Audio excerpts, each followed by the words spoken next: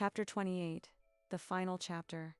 The lights were still up at the end of January, because this was her place and she made the rules, which she rather enjoyed. Besides, the twinkly lights made it easier to come home to her dark house. "See you next week?" Iris asked as she shifted the car into park in Kira's driveway. "Wouldn't miss it," Iris smiled. "Great. I'll wait until you get in. It's so dark out here." "Thanks, but don't worry. Benny is here to protect me." Iris laughed as Kira wrestled her yoga mat from the tiny back seat before closing the door and giving her friend one more wave goodbye. She'd been taking Iris's Tuesday evening yoga class for 3 weeks now, and she'd done Warrior 3 tonight without toppling over onto her head, so she was feeling very zen. Or at least she did feel zen before she opened the door. And was nearly bowled over by her over-enthusiastic roommate. "Hill hi, baby. I'm home." She rubbed Benny, her big, not at all scary pit bull rescue dog, between his ears. His tongue lolled out of his mouth in pleasure. "Did you miss me, you big baby?" She patted his giant head and attempted to wedge herself further into her house. "You gotta let me in, bud." She pushed him aside, and he only gave an inch, but it was enough to close the front door. He stuck to her like glue as she unraveled her scarf and hung up her coat. The radiator hissed happily in the hallway, filling the house with warmth. That new boiler was working like gangbusters. She'd even taken down her blanket doorways, and with Iris and Jeannie's help had hauled her mattress back upstairs. The little snow globe, world in her house that she and Bennett had existed in for 2 weeks, was officially gone. And yes, she realized it was pathological to adopt a dog with the name of the person she was trying to live without, but at the time, it had seemed like fate. At least one Ben belonged with her. "Come on, let's get you some dinner." That got the big galoot detached from her side and running toward the kitchen, his claws scrabbling along the hardwood floors. Kira laughed, following along behind him. It had been a strange month since Bennett left, hard but good. Now that she'd officially decided to emerge from her self-imposed isolation, life in Dream Harbor didn't seem quite so bad. In fact, she might have overdone her re-entering society a bit. In the past month, she'd signed up for yoga, joined the book club, attended 3 different cooking classes at Annie's Bakery, and picked up a few shifts at Mac's Pub to bring in a little extra cash, not to mention the meetings she'd had with Logan's agricultural engineer, and with Logan himself, for tips on how to run a farm, and all the time she'd spent writing up a business plan for Chloe. She was even starting to dream up ideas for that old BAM. If she fixed it up, she could host events here. Kira had been busy, and it had been ... wonderful, and exhausting. Benny winced at her feet as she heated some leftover soup for dinner. "You already ate," she reminded him, but he looked up at her like he was near death from starvation. She sighed but couldn't help her smile as she slipped him a little piece of chicken from the pot. This big guy had been the main thing keeping her from begging human Bennett to come back, at least for a while, because even though she'd filled her days and made friends and got her heat working and built a business plan, and finally convinced herself she could do this, she could exist in the world on her own, she still just really missed him. She didn't want to exist in the world on her own, which was why she'd sent the letter. She poured her soup into a bowl and moved to the table, trying and failing to not think about the contents of the letter. It filled her with anxiety every time she thought about it. Had he gotten it yet? She'd sent it a few days ago. How long did it take mail to get from here to there? What if it got lost? Mail got lost all the time, didn't it? And worse, if he had gotten it, what did he think about it? Maybe she'd been inspired by Edwin's prolific letter writing. She was still sorting through them all on the off chance he'd put a treasure map in one of them, but a letter had seemed like a good idea at the time. She wanted something less instant, something that would let Bennett formulate his answer before he sent it. Something that wouldn't be like staring at the thinking dots on a text message. Those dots would have broken her for sure. But now the waiting was just as bad. Just say the word ... had he meant it. Maybe he'd gotten back out into the real world, away from their snowed-in fantasy land, and realized it had been just the circumstances, just the magic of the season, or the loneliness. But even if that was true, she was still glad she'd sent it. He'd said so many beautiful things to her during that last fight, and she'd given him nothing but icy silence. He deserved to at least know how she'd felt about him, how much she'd loved their Christmas together. And anyway, it was too late now. The letter was out in the world, in her sloppy handwriting, and there was no taking it back. She could still remember every word she'd written since she'd rewritten the damn thing so many times. Dear Bennett, even after reading so many of Edwin's letters, I don't know how to start this one. Sorry, but it's not going to be dirty. I guess I just wanted to say a few things I didn't manage to say before you left, even though I probably should have. I thought I was doing the right thing, the selfless thing, by ending things between us. I thought I should insist that you go home, but once again I wasn't thinking about you. About what you wanted. I shouldn't have doubted you. If you wanted to stay, I should have let you. I am still a work in progress, but I wanted you to know that to me you are perfect too. Which surprises me honestly. You are everything I didn't know I wanted. But I fell in love with you because you are good and kind. A nearly unbearably handsome caretaker, selfless and sweet, and by far the best sex I've ever had. Elvie used that little pink vibrator thinking about you so many times since you've been gone that I burned out the battery. Okay, so, a little bit dirty. I realized, maybe too late, that being independent doesn't have to mean being alone. I miss you. So, I guess I'm saying the word. All my love, Kira. P.S. I loved the socks. She ate her soup, listening to her latest podcast, Horticulture and You, with Benny snoozing his big head, covering her feet, and she tried not to think about Bennett reading those words. She was putting her bowl in the sink when Benny started growling. What is it, buddy?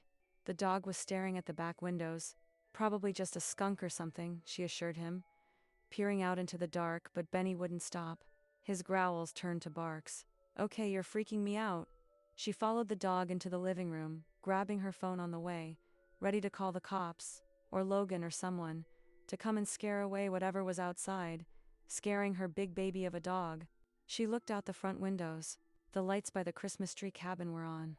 So were the lights she had strung over the first few rows of trees. But it was the 3 dogs running through the farm that stopped her heart in her chest. Holy shit, Benny.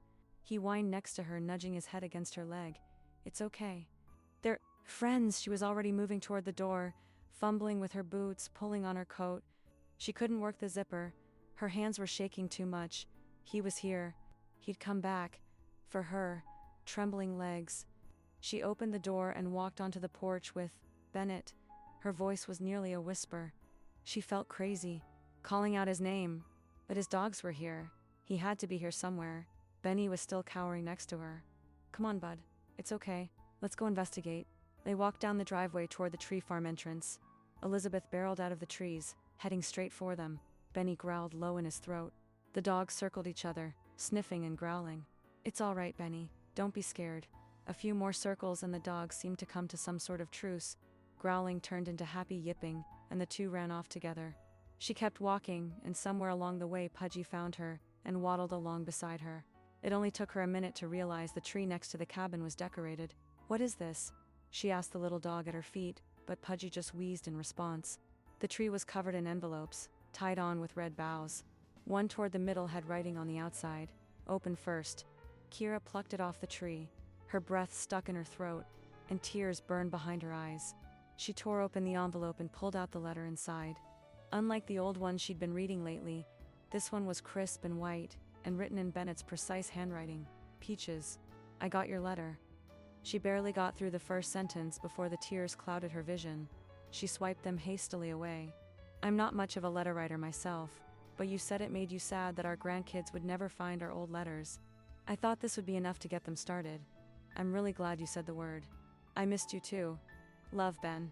She looked up, expecting to see him, but he still wasn't showing himself, so she grabbed another letter. Peaches, I think you are the most beautiful in the morning when your hair is a mess and you're all soft and warm from sleep. I could look at you like that forever. Love, Ben. And another. Peaches, you are incredibly stubborn, but I like that too. You're fierce and determined. That's what will make you a great partner, love. Ben. Her hands were shaking so hard now, she could barely hold the paper. She sniffled and wiped more tears. Where are you? She asked out loud, but he didn't appear. Peaches, I wrote all these letters on the flight here. I hope you meant it. I hope you want me here. Love, Ben. Of course I do. Where the hell are you? She yelled louder now, but all that did was get the dogs to crowd around her. Damn you, Bennett Ellis. She opened another one. Peaches, this past Christmas was my favorite too. I hope we have a lot more together. I was thinking a lifetime of them might be enough. Love, Ben. Bennett, her voice broke. Hey, Peaches.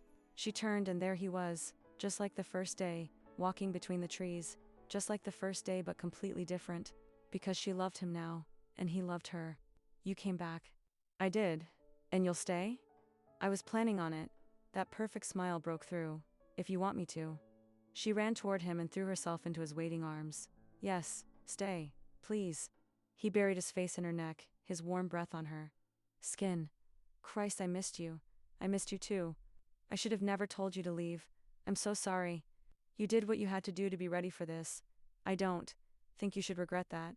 And you're ready for this? She asked, still wrapped around him. He grinned. Ready to love you? Fuck yes, Bennett language. There are little doggy ears around. He glanced down at the dogs gathered at their feet. TC, we have a new member of the pack. Kira laughed. This is ... This is Benny. Bennett's eyes widened in delight. Kira, did you name your dog after me? No? Of course not. He held her gaze, waiting, and she tried to keep a straight face but failed miserably. He came with the name ... but I did sort of pick him because of it. The dog Benny whimpered. And because he's such a good boy, she crooned, scratching the dog's head. Bennett chuckled. Wow. I didn't realize you missed me that much. Oh, shut up. She smacked him playfully on the arm, grabbed her hand and pulled her close again. She went willingly, so happy to be wrapped up in his warmth again. It's freaking freezing out here. Let's go inside. He kept his arm around her as they made their way back to the house, the dogs racing ahead of them. Did you bring any bags? Where is your car? Kira looked around as they approached the house. How the hell did you even get here? Single quotes. He looked delightfully sheepish. Jeannie dropped me off. I only brought the dogs and a carry-on bag which I think I left in Jeannie's car. He gave her a chagrined smile. I was kind of in a hurry to get here. Her heart felt so full it ached in her chest. Don't worry, I have a bathrobe you can borrow for now. He followed her into the house, laughing, a tangle of dogs in the hallway between them, and suddenly her house wasn't cold and lonely. It was full and loud and warm, and perfect. Hey, it's a reasonable temperature in here, Ben said as he hung up his coat next to hers. Got that new boiler? Oh yeah. Yeah, I have an investor in the business now, so I was able to make a few purchases around here. An investor, huh? Good for you. Her face warmed with pride. It was good for her, and she was proud of herself for doing it, for leaving home and starting over, for asking for help, for letting Bennett in. It's my sister, but it's all very official. I'm sure it is. They were standing at the entrance to the living room now. The couch had a very respectable amount of pillows, and only 2 throw blankets. The rest having been relegated to the bedroom, and of course, the mattress was gone. How'd you get it back upstairs? Thad help, team glad. You want to come upstairs and see it? She asked, waggling her eyebrows in a way Bennett obviously found super sexy, because he outright laughed at her. Of course I do. He pulled her close again, his arms around her waist and her face tilted up to his. But I don't have to stay here. What? Why not? I mean, I'm definitely back. I just don't want you to think I have to stay here. In your house. We can take it slow. Take it slow, Bennett. Are you kidding? You just flew across the country to put letters for our grandchildren to find in 50 years in my trees, and now you're saying we can take it slow? Grandchildren together. I didn't specifically say they had to be our... Yeah, okay. She rolled her eyes and he pressed a kiss to her forehead. Look, I don't care if this is a terrible idea or it's too soon or too fast or doesn't make sense. I've learned something this month. Oh. He was looking down at her and she realized she'd almost forgotten how long and dark his eyelashes were. It was still annoying, but now she loved him, so she'd just have to deal with it. Yes. I learned that I don't want to be without you. Simple as that. Simple as that, huh? Yep. The smile that crossed his face was slow and sweet. Okay, good. I want to be with you, simple as that too. Perfect. Then it settled. A little wrinkle of worry creased his forehead. I recently learned that I've misinterpreted people's intentions in the past, so if you could spell it out for me, Peaches, that would be great. She ran her fingers through his hair, messing it up just enough so he looked like hers again. You're moving, Bennett. Here to Dream Harbor, to live here with me and our far too many dogs, and possibly a future reindeer or two. And we will live happily ever after. Is that clear enough, Crystal? Thank you. His smile grew into something mischievous, and she didn't have time to react before he hoisted her over his shoulder, caveman style, and headed for the stairs. She squealed and squirmed in his arms, but he held tight and gave her a swift smack on her ass. Bennett, He laughed. Now let's go see this mattress. Is it weird that I kinda miss the living room blanket for it? He asked hours later in the early light of the morning. They'd been awake all night, kissing and talking, making plans, getting reacquainted. He couldn't keep his hands off her. He had to keep convincing himself she was real. Anytime they dozed off, he found himself waking up with a handful of her ass and a raging erection. It hadn't been a restful night, but damn, it had been a good one. No, I miss it too, sometimes. Kira's head rested on his chest, and he ran his fingers through her hair. Her naked legs were tangled up with his. Maybe that can be our Christmas tradition, she said, sleeping in front of the fire. That would be nice, he murmured, letting his fingers trail from her hair, down her back. He could hardly believe he was here, back in this house, back with Kira in his arms. It was like a dream. Just a few days ago, he'd been home trying his best to live his life without her, and now he didn't have to. He must be the luckiest son of a bitch in the world. My sister's coming for a visit in the spring, she said. This was how it had been all night. Little pieces of their life spilled out for each other, filling each other in on all that they'd missed. Sounds good. Can't wait to meet her. Teef's still been reading through Edwin's letters. Oh, yeah, still kinda hoping he left some clues about this treasure. Any luck? She shook her head, her hair brushing across his bare chest. Not yet. But I finally found those Tiffany lamps. They were hidden behind an old dresser in the attic. He smiled to himself, happy that she hadn't given up on finding something. He'd been skeptical all along that old Edwin had left something behind, but Kira dared to hope for good things, and he loved that about her. She shifted in his arms so she could look up at him. Hi, she smiled like she was just as surprised and thrilled that he was here as he was. Hey, it's crazy that you're here. I know. She grinned, and he missed her, even though she was right here. He missed her. He needed her closer. He rolled them so he was above her, dipping his head to kiss her. She was sleepy and soft. He should let her rest. Bennett, she murmured. Yeah, Tovio. His breath caught, still shocked to hear it, still amazed it could be true. Tlove you too, Peaches. She smiled and wrapped her arms around his neck, tugging him down into the cradle of her thighs. He braced himself on his forearms so that he didn't crush her, but she wrapped her legs around his back, holding him tight. He nuzzled against her neck, breathing in her scent shampoo and wood smoke and pine and Kira. That made him dizzy with wanting her. She gasped as he rocked against her. Do you want to sleep? He whispered against her cheek. She shook her head. Not yet. I don't want to miss any time with you. He smiled. We'll have to sleep at some point. Not yet, she whispered, and he kissed her, stealing the words. He kissed her lips and her jaw. He kissed down her neck, dragging his mouth along her delicate skin. She arched her back as he kissed across her collarbone and down to her breasts. He licked and sucked and kissed until she was gasping for breath, her hips rocking against his, seeking relief even after all the times they'd done this tonight. It wasn't enough. It wouldn't ever be enough. He slid down her body, burying his face between her thighs. Christ, how we'd miss this. Her taste, her scent, the feel of her against his tongue, the tug of her fingers in his hair, her gasps and whimpers. He held tight to her thighs, holding her in place for him, not willing to let go for a second. He'd been an idiot to leave the first time. Now he planned to hold tight to this woman forever. Ben. Her thighs tensed around him, her hips rolling against his tongue. She tensed and then broke, trembling in his hands. He lapped up her pleasure, wringing out every last drop until her body went soft and pliable in his hands again. He crawled back up her body and found her with a sated smile. He grinned. Do you want to sleep now? He asked, and her eyes fluttered open. Not yet. Her smile was downright wicked as she tugged him down again. Her legs were wrapped around him again, and she was so slick he slid in a single thrust. Kira, her name was nothing more than a groan. He leaned his forehead against hers, steadying himself against the pleasure that was already rioting through him. She kissed him, running her fingernails down his back, just enough to send prickling pleasure down his spine. He grunted, and she smiled against his lips. I love you, she whispered as he thrust into her again and again.